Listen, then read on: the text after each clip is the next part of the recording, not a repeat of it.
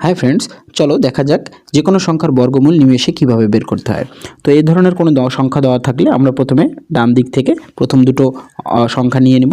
তো বলো তো এখানে 21-এর এককের স্থানে 1 আছে, তো কোন কোন সংখ্যার বর্গ করলে এককের স্থানে 1 থাকে? 1-এর বর্গ করলে 1 থাকবে, অথবা 9-এর বর্গ করলে এককের স্থানে 1 থাকবে, কারণ 9-এর বর্গ 81, তাই না?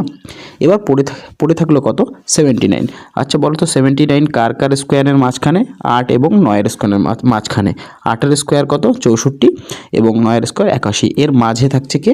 79। তো আমরা সবসময় কোনটি চুজ করব? 8 এবং 9-এর মধ্যে 8 চুজ করব, ছোট সংখ্যাটি চুজ করব। এবার রয়ে গেল 81 কি 89 এই সংখ্যাটির বর্গমূল হবে।